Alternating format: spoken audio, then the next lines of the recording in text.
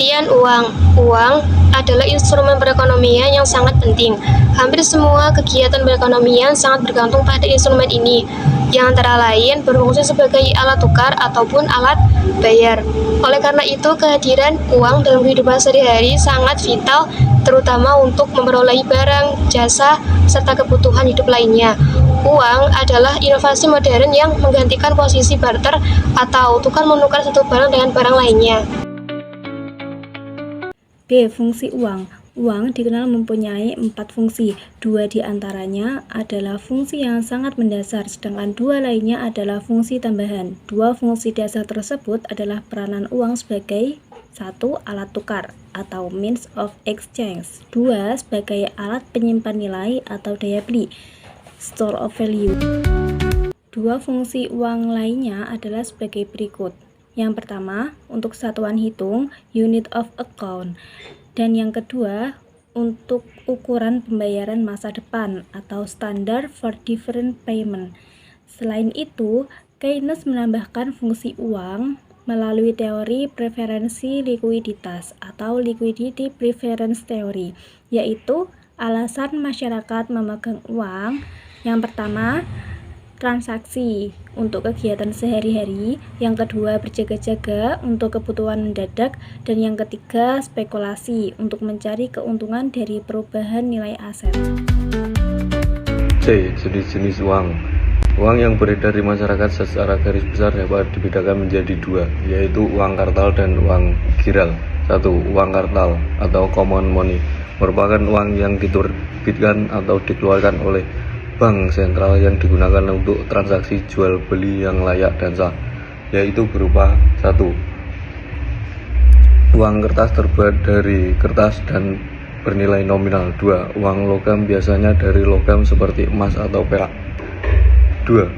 Uang giral adalah uang non-tunai berupa saldo yang merupakan simpanan nasabah di bank, dapat diambil setiap saat dan dapat dipindahkan kepada orang lain untuk melakukan pembayaran. Uang giral dikeluarkan oleh bank umum atau bank komersial melalui pengeluaran cek dan alat pembayaran giro lainnya. Jenis uang giral adalah sebagai berikut. 1. Cek adalah perintah tertulis kepada bank untuk membayar atau mencairkan jumlah uang tunai kepada pemegang cek. 2. Billet giro adalah perintah tertulis kepada bank untuk memindah bukukan dana dari rekening penerbit ke rekening penerima, bukan mencairkan tunai. 3. Uang elektronik atau e-money, alat pembayaran digital yang nilainya disimpan dalam media elektronik, misalnya kartu atau aplikasi.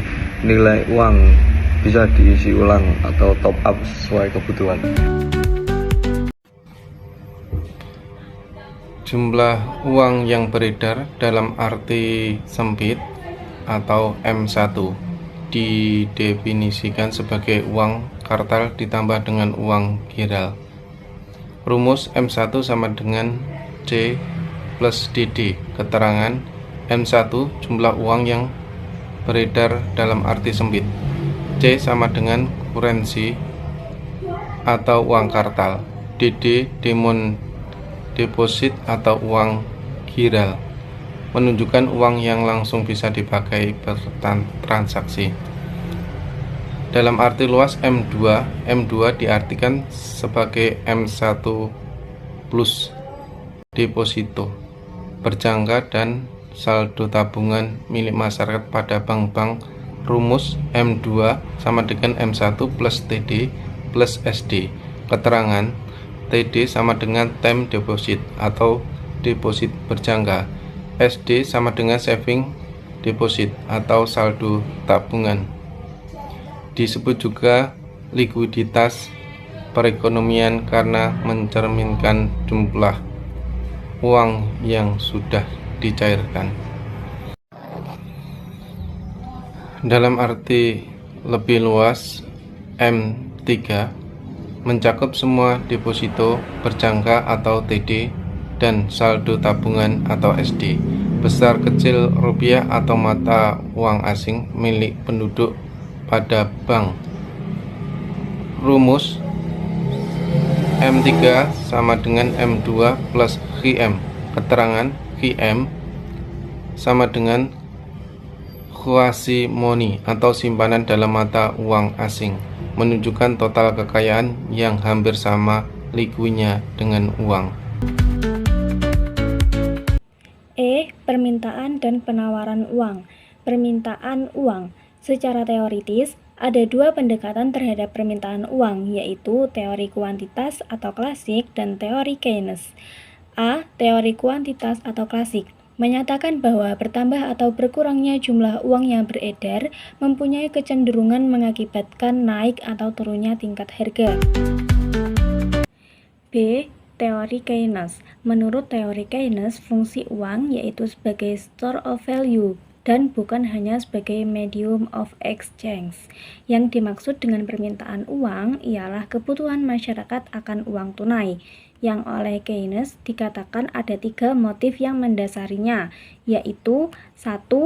Motif transaksi, yang kedua motif berjaga-jaga, dan yang ketiga motif spekulasi.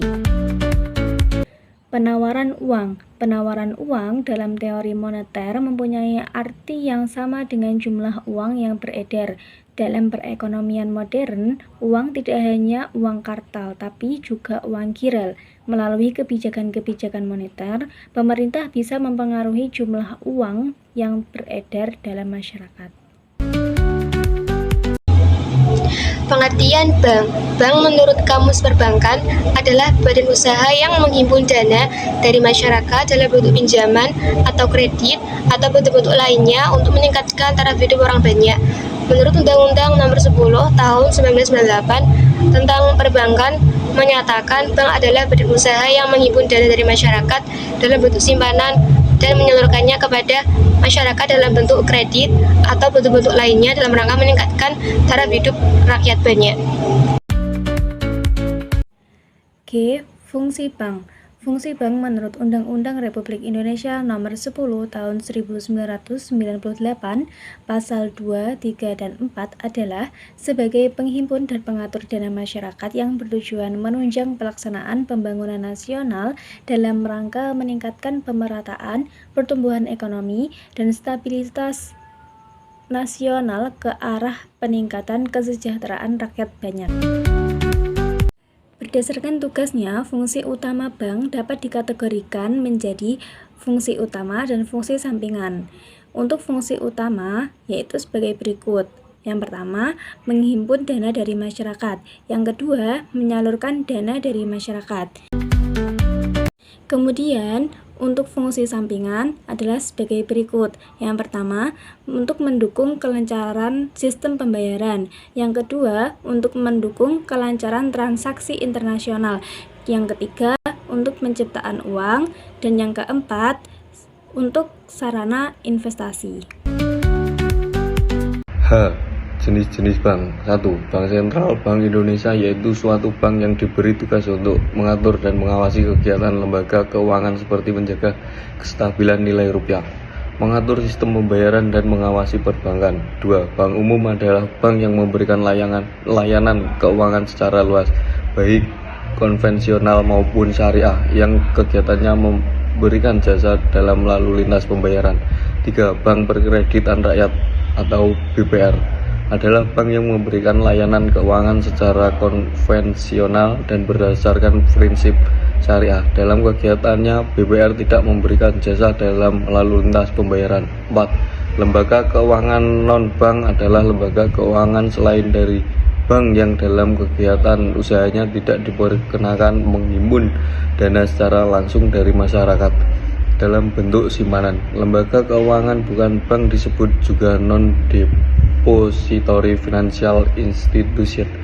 Contohnya seperti asuransi yang perjanjiannya antara perusahaan asuransi atau penanggung dan nasabah tertanggung, di mana nasabah melakukan pembayaran rutin untuk mendapatkan perlindungan finansial terhadap risiko kerugian yang tidak pasti, seperti kecelakaan, penyakit, atau kematian. Sebagai imbalannya, perusahaan asuransi akan mengganti kerugian finansial tersebut sesuai dengan ketentuan asuransi.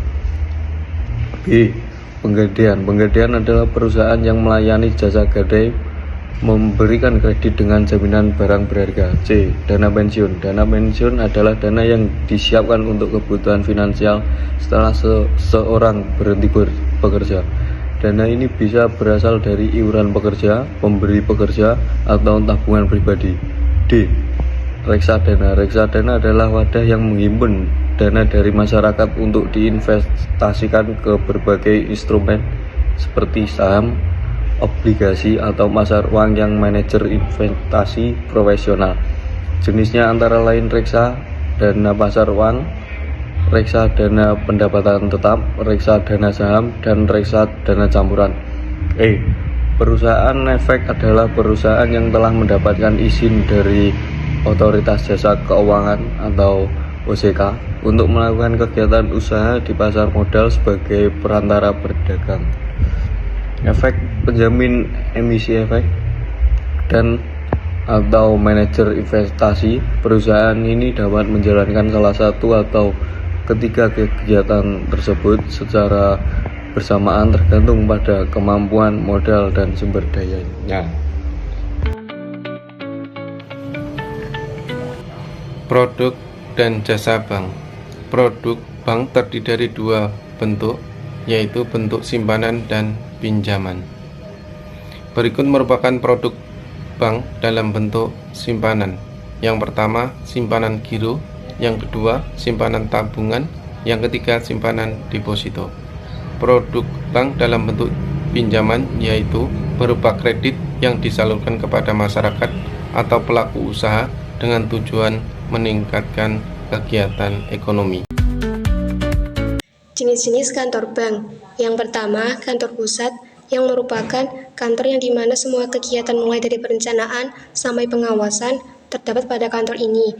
Yang kedua, kantor cabang penuh, yang merupakan salah satu kantor cabang yang memberikan jasa bank paling lengkap, dan biasanya kantor cabang penuh membawahi kantor cabang pembantu. Yang ketiga, kantor cabang pembantu merupakan kantor cabang yang berada di bawah kantor cabang penuh, di mana kegiatan jasa bank yang dilayani hanya sebagian. Yang keempat, kantor kas merupakan kantor bank yang paling kecil, di mana kegiatannya hanya meliputi teller atau kasir saja. Sekarang ini, banyak kas yang melakukan pelayanan dengan mobil dan sering disebut kas keliling. Kesimpulan, uang memegang peran penting dalam kegiatan ekonomi karena berfungsi sebagai alat tukar, menyimpan nilai, satuan hitung, dan standar pembayaran di masa depan.